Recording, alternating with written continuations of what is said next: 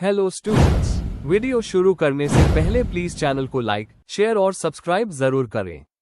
एक important information, अगर आपको इस वीडियो के नोट्स चाहिए तो डिस्क्रिप्शन बॉक्स में दिया गया डाउनलोड लिंक चेक करें। Thank you. चलिए शुरू करते हैं। इस वीडियो में हम पढ़ेंगे ESO 14 सोसाइटी एंड स्ट्रैटिफिकेशन के प्रीवियस ईयर क्वेश्चन और most important questions with answers. ये क्वेश्चंस आपके एग्जाम के लिए बहुत इम्पोर्टेंट है। अगर आपने ये अच्छे से कर लिए तो एग्जाम निकलना पक्का है। Let's begin. Question 5, outline the notions of purity and pollution as described by Louis Dumont. Question explanation. इस क्वेश्चन में हमें लुई डुमोंट के द्वारा दिए गए प्योरिटी और पॉल्यूशन के कॉन्सेप्ट को समझाना है। यह कास्ट सिस्टम के कॉन्टेक्स्ट में बहुत इंपॉर्टेंट है, क्योंकि डुमोंट कहता है कि कास्ट हायरार्की इन्हीं वैल्यूज पर बेस्ड है। हमें उनके मेन पॉइंट्स और इसका सिग्निफिकेंस एक्सप्लेन करना है। आंसर। इंट्रोडक्शन। प्योरिटी और पॉल्यूशन कास्ट सिस्टम को समझने के लिए बहुत ही इंपॉर्टेंट कॉन्सेप्ट्स है। फ्रेंच सोशियोलॉजिस्ट लुई डुमोंट ने अपनी फेमस किताब होमो हायरार्कस में ये आइडियाज दिए। उनके अकॉर्डिंग कास्ट हायरार्की एक रिलीजियस और रिचुअलिस्टिक सिस्टम है जो प्योरिटी और पॉल्यूशन के प्रिंसिपल्स पर चलता है। इस आंसर में हम देखेंगे कि डुमोंट ने इसको कैसे एक्सप्लेन किया और इसका सोशल स्ट्रक्चर पर क्या इम्पैक्ट है। Main body. 1. लुई डुमोंट और उनका नजरिया। लुई डुमोंट 1911 to 1998 एक मशहूर सोशियोलॉजिस्ट जिन्हें इंडियन कास्ट सिस्टम को समझने के लिए जाना जाता है। उनकी किताब होमो हायरार्कस 1966 में उन्होंने कास्ट को एक आइडियोलॉजिकल और रिलीजियस सिस्टम के रूप में समझाया। डुमोंट कहते हैं कि कास्ट के सेंटर में प्योरिटी और पॉल्यूशन का कॉन्सेप्ट है जो रिलेशंस और हायरार्की को डिफाइन करता है। 2. प्योरिटी और पॉल्यूशन, मतलब और स्कोप। प्योरिटी, शुद्धता, इसका मतलब है रिलीजियस और मोरल क्लेनलीनेस। जैसे ब्राह्मण्स को ज्यादा पूरे माना जाता है क्योंकि वो पूजा, एजुकेशन और वेजिटेरियन लाइफस्टाइल से जुड़े होते हैं। पोल्यूशन, अशुद्धता, ये उन चीजों या लोगों से होती है जो रिचुअलिस्टिक पॉइंट ऑफ व्यू से इम्प्योर होते हैं, जैसे डेड बॉडी हैंडल करना, लेदर का काम या बॉडीली फ्लूइड से डील करना। डुमोंट कहते हैं कि ये सब फिजिकल सफाई का नहीं बल्कि सिंबॉलिक और रिचुअलिस्टिक बिलीफ्स का पार्ट है। 3. हायरार्की का बेस। प्योरिटी और पॉल्यूशन। डुमोंट के अकॉर्डिंग कास्ट हायरार्की का बेस रिचुअल स्टेटस है। ब्राह्मण सबसे ऊपर होते हैं क्योंकि उनका रिचुअल प्योरिटी लेवल सबसे ज्यादा होता है, जबकि डालट्स या लोअर कास्ट को पोल्यूटिंग माना जाता है। इस हायरार्की को मेंटेन करने के लिए स्ट्रिक्ट रूल्स होते हैं जैसे एंडोगमी, अपने कास्ट में शादी करना, और commensality, food restrictions. Example, lower caste के बनाए खाने को हायर कास्ट एक्सेप्ट नहीं करते। 4. प्रैक्टिसेस और सोशल कंट्रोल। Occupational division. काम भी प्योरिटी पॉल्यूशन के हिसाब से डिवाइड होते हैं, जैसे प्रीस्ट और टीचर प्योर, स्वीपर और leather worker polluting. Rituals of cleansing. Birth, menstruation, death के टाइम पोल्यूशन होता है जो प्योरिफिकेशन रिचुअल से क्लीन किया जाता है। रूल्स और taboos. Contact, food sharing, temple entry पार रिस्ट्रिक्शंस होते हैं जो प्योरिटी मेंटेन करते हैं। इन्हीं प्रैक्टिसेस ने कास्ट बाउंड्रीज को सेंचुरीज तक रिजिड बनाए रखा। 5. क्रिटिसिज्म और आज के समय में रेलेवेंस। बहुत सोशियोलॉजिस्ट्स ने डुमोंट को क्रिटिसाइज किया है कि उन्होंने रिलीजन को ओवरएम्फसाइज किया और इकोनॉमिक या पॉलिटिकल फैक्टर्स को इग्नोर किया। M.N. श्रीनिवास जैसे थिंकर्स ने कास्ट मोबिलिटी और चेंज को हाईलाइट किया। फिर भी डुमोंट का थियरी अभी भी रेलेवेंट है क्योंकि कुछ प्योरिटी पोल्यूशन प्रैक्टिसेस आज भी एग्जिस्ट करते हैं, बस उनका फॉर्म चेंज हो गया है। कंक्लूजन। लुई डुमोंट का प्योरिटी और पॉल्यूशन कॉन्सेप्ट कास्ट हायरार्की को रिलीजियस और आइडियोलॉजिकल एंगल से समझाता है। इस थियरी ने कास्ट सिस्टम के रिजिड और सिंबॉलिक एस्पेक्ट्स को समझने में हेल्प की है। आज के समय में भी ये एक इम्पॉर्टेंट फ्रेमवर्क है, चाहे कास्ट प्रैक्टिसेस बदल रहे हो। If you need the notes of this video, there's a download link in the description box. Be sure to check it out. Thank you. Question 6. Analyze the divergent meanings of caste. Question explanation. इस question में हमें समझाना है कि cast के अलग अलग अर्थ क्या है। हमें बताना है कि अलग स्कॉलर्स और समाज ने कास्ट को कैसे समझा है, धार्मिक, समाजशास्त्रीय और आधुनिक राजनीतिक दृष्टिकोण से। आंसर। इंट्रोडक्शन। कास्ट भारत का एक बहुत ही पुराना और महत्वपूर्ण सामाजिक संस्थान है। ये सामाजिक पदानुक्रम, व्यवसाय और व्यवहार को तय करता है। समय के साथ अलग अलग विद्वानों ने कास्ट को अलग तरीके से समझा है धार्मिक ग्रंथों से लेकर आधुनिक पॉलिटिक्स तक। इसी वजह से कास्ट के अर्थ बदलते रहे हैं। इस आंसर में हम कास्ट के मुख्य अर्थों और उनके अंतर को समझेंगे। Main body. 1. पारंपरिक और धार्मिक दृष्टिकोण। वर्ण व्यवस्था। वैदिक ग्रंथों में कास्ट को वर्ण के रूप में बताया गया है: ब्राह्मण, क्षत्रिय, वैश्य, शूद्र। ये गुना और कर्म पर आधारित था। जाति प्रणाली। बाद में कास्ट जन्म पर आधारित जातियों में बदल गई, जिसमें हजारों बैंड कम्युनिटीज बनी। इसमें शुद्ध अशुद्ध के नियम और कठोर पदानुक्रम था। धार्मिक मान्यता। हिंदू धर्म के शास्त्रों ने इस व्यवस्था को धार्मिक आधार दिया, जिससे ये मजबूत हुई। 2. समाजशास्त्रीय दृष्टिकोण। लुई डुमोंट का विचार। डुमोंट ने अपनी किताब होमो हायरार्किकस में कास्ट को शुद्धता अशुद्धता पर आधारित एक हायरार्की बताया। फंक्शनलिस्ट विचार। जीएस घूरियर जैसे स्कॉलर्स ने कास्ट को एक व्यवस्था बताया जो व्यवसाय और विवाह को रेगुलेट करती है और सामाजिक व्यवस्था बनाए रखती है।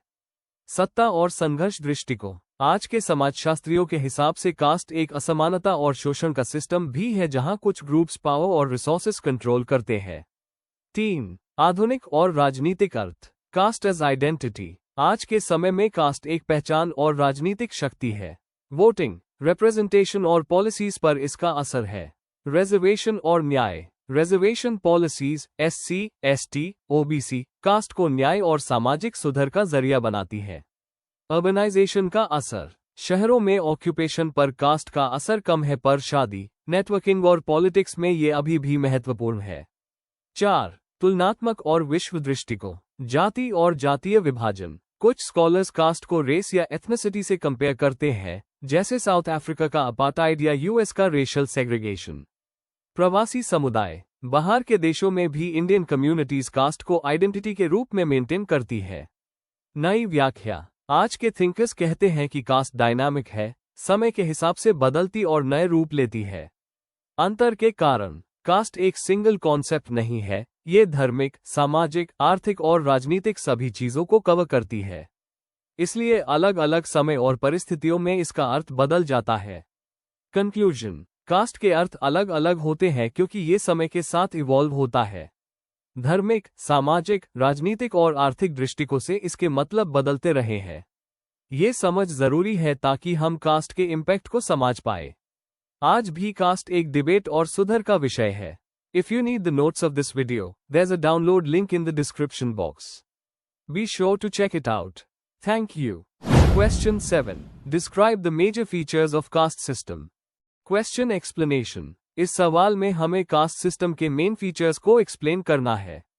मतलब हमें बताना है कि कास्ट सिस्टम कैसे काम करता है, उसके बेसिक रूल्स क्या होते हैं, जैसे hierarchy, endogamy, hereditary nature, occupation और social restrictions. Answer. Introduction. Caste system एक ट्रेडिशनल सामाजिक व्यवस्था है जो खासकर भारत में बहुत ज्यादा प्रेवलेंट है। ये एक ऐसी व्यवस्था है जो समाज को जन्म और पेशे के हिसाब से अलग अलग ग्रुप्स में बांट देती है। कास्ट के रूल्स और प्रैक्टिसेस धार्मिक और सांस्कृतिक परंपराओं से जुड़े होते हैं। जीएस घोरी, एम.एन. श्रीनिवास और लुइस डुमोंट जैसे स्कॉलर्स ने इसके फीचर्स को डिटेल में स्टडी किया है। इस आंसर में हम कास्ट सिस्टम के मेजर फीचर्स को डिटेल में समझेंगे। Main body. 1. Hierarchical division of society. समझावना। कास्ट सिस्टम में समाज को ऊपर नीचे रैंक वाले ग्रुप्स में बांट दिया जाता है। कुछ कास्ट्स को सुपीरियर माना जाता है और कुछ को इन्फीरियर। उदाहरण, ब्राह्मण सबसे ऊपर, जिन्होंने धार्मिक और शिक्षण का काम किया, दलित नीचे, जो मोस्टली मीनियल काम करते थे। की पॉइंट। यह हायरार्की पावर और रिसोर्सेस के डिस्ट्रीब्यूशन को डिसाइड करती है। 2. बर्थ बेस्ड और हेरेडिटरी मेंबरशिप। समझावना। कास्ट जन्म से मिलती है, यानी जो कास्ट माँ बाप की होती है वही बच्चे की होती है। असर। इस वजह से मोबिलिटी लिमिटेड होती है, कोई भी अपनी कास्ट बदल नहीं सकता। Thinker reference. लुई डुमोंट ने कास्ट के रिजिड और जन्म से जुड़े होने पर फोकस किया है अपनी किताब होमो हायरार्किकस में। 3. एंडोगमी, शादी अपनी कास्ट में। समझावना। कास्ट के रूल्स कहता है कि शादी अपनी कास्ट या सब कास्ट में ही होनी चाहिए। इंटरकास्ट शादियों को ट्रेडिशनली माना किया जाता था। उदाहरण, गांव और सेमी अर्बन एरियाज में आज भी सब कास्ट एंडोगमी फॉलो होती है। इम्पैक्ट। यह रूल कास्ट आइडेंटिटी को मेंटेन रखता है और बाउंड्रीज क्लियर करता है। 4. Occupational specialisation. समझावना। हर कास्ट के लिए एक फिक्स्ड पेशा होता था जो अक्सर हेरेडिटरी होता था, जैसे ब्राह्मण पूजा पथ, क्षत्रिय युद्ध, वैश्य व्यापार, शूद्र श्रम। मॉडर्न असर। एजुकेशन और मॉडर्नाइजेशन के बाद ये रिजिड सिस्टम वीक हुआ है, पर गांव में इसका असर अभी भी दिखता है। 5. सोशल रिस्ट्रिक्शंस और प्रैक्टिसेस। समझावना। कास्ट सिस्टम में खाने पीने, मेल जोल, मंदिर प्रवेश जैसे बहुत से रिस्ट्रिक्शंस थे। Purity pollution. अपर कास्ट्स ने लोअर कास्ट से दूरी बनाए रखी ताकि उनका शुद्धता बनी रहे। उदाहरण, लुई डूमोंट ने कास्ट सिस्टम को प्योरिटी और पॉल्यूशन के कॉन्सेप्ट पर एक्सप्लेन किया है। 6. कास्ट और सोशल कंट्रोल। समझावना। कास्ट काउंसिल्स या पंचायत कास्ट के रूल्स इन्फोर्स करते थे, डिस्प्यूट्स सॉल्व करते थे। फंक्शन। इससे ग्रुप डिसिप्लिन बना रहता था पर इनइक्वालिटी भी स्ट्रांग होती थी। 7. Changing nature of caste. Modern changes. Untouchability को आर्टिकल 17 के अंडर बैन किया गया। रिजर्वेशंस और एजुकेशन ने कास्ट को चैलेंज किया।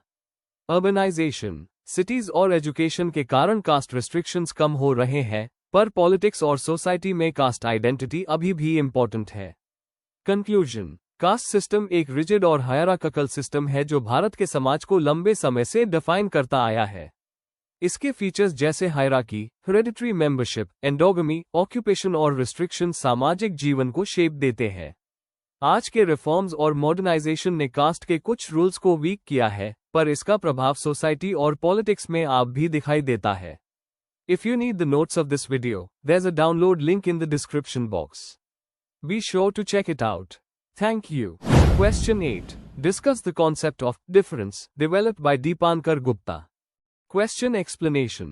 इस क्वेश्चन में हमें सोशियोलॉजिस्ट दीपांकर गुप्ता के डिफरेंस कॉन्सेप्ट को समझाना है। बताना है कि उन्होंने इस आइडिया को कैसे कास्ट सिस्टम और इंडियन सोसाइटी के कॉन्टेक्स्ट में यूज किया। हमें डिफरेंस और इनइक्वालिटी के बीच का फर्क समझाना है और एग्जाम्पल्स के थ्रू इस कॉन्सेप्ट को क्लियर करना है। आंसर। इंट्रोडक्शन। दीपांकर गुप्ता, एक मशहूर इंडियन सोशियोलॉजिस्ट, ने कास्ट और स्ट्रैटिफिकेशन को समझने के लिए डिफरेंस का कॉन्सेप्ट दिया। गुप्ता कहते हैं कि इंडियन सोसाइटी में कास्ट हायरार्कीज को मेंटेन करने के लिए लोग इनइक्वालिटी नहीं, बल्कि कल्चरल और सिंबॉलिक डिफरेंसेस पर फोकस करते हैं। मतलब ये कि कास्ट को अलगसी दिखाया जाता है, इंफीरियर या सुपीरियर नहीं। इस आंसर में हम गुप्ता के इस कॉन्सेप्ट को डिटेल में समझेंगे, कास्ट के कॉन्टेक्स्ट में देखेंगे और एग्जाम्पल्स भी देंगे। Main body. 1. डिफरेंस कॉन्सेप्ट समझना। गुप्ता के हिसाब से कास्ट और हायरार्की को समझने का एक यूनिक तरीका है डिफरेंस। कास्ट ग्रुप्स अपनी पहचान बनाए रखने के लिए कल्चरल और रिचुअल डिफरेंसेस को हाईलाइट करते हैं। मतलब वो कहते हैं हम कम या ज्यादा नहीं, हम अलग हैं, हमारे कस्टम्स प्रैक्टिसेस अलग है। इस तरह हायरार्की को जस्टिफाई किया जाता है बिना डायरेक्ट इनइक्वालिटी दिखाए। 2. डिफरेंस और इनइक्वालिटी का फर्क। गुप्ता ने क्लियर किया कि इनइक्वालिटी का मतलब है पैसा, पावर और स्टेटस का गैप, जबकि डिफरेंस का मतलब है कल्चरल और सिंबॉलिक अलगपन। कास्ट सिस्टम में अपर कास्ट्स अपने रिचुअल्स, प्योरिटी और ट्रेडिशंस को हाईलाइट करते हैं और लोअर कास्ट्स को डिफरेंट रोल्स में दिखाते हैं। इस तरह से हायरार्की को एक कल्चरल वैरायटी के रूप में प्रेजेंट किया जाता है, ऑपरेशन के रूप में नहीं। 3. कास्ट हायरार्की में डिफरेंस का रोल। गुप्ता कहते हैं कि कास्ट इसलिए टिकती है क्योंकि हायरार्की को कल्चरल डिफरेंस के रूप में दिखाया जाता है। जैसे प्योरिटी पॉल्यूशन के प्रैक्टिसेस ये नहीं कहते कि कोई कास्ट बेटर है, बल्कि ये कहते हैं कि हर कास्ट के डिफरेंट काम है, कोई रिचुअल करता है, कोई मैनुअल वर्क। मॉडर्न पॉलिटिक्स भी कभी कभी इस कॉन्सेप्ट को यूज करती है, कास्ट आइडेंटिटी को कम्युनिटी प्राइड के रूप में दिखाकर राइट्स मांगती है। 4. क्रिटिकल पॉइंट्स और एप्लीकेशन। गुप्ता का आइडिया बताता है कि कास्ट मॉडर्न इंडिया में भी क्यों जिंदा है। सोशल ग्रुप्स प्रिविलेज या राइट्स दोनों के लिए कल्चरल डिफरेंस का यूज करते हैं। जैसे कई कम्युनिटीज अपनी यूनिक ट्रेडिशंस को हाईलाइट करके SC/ST स्टेटस के लिए क्लेम करते हैं। क्रिटिक्स कहते हैं कि इनइक्वालिटी भी जरूरी फैक्टर है, सिर्फ कल्चरल डिफरेंस से बात खत्म नहीं होती। गुप्ता का थियरी दोनों को बैलेंस करता है, कल्चर और इकोनॉमी मिलकर हायरार्की बनाते हैं।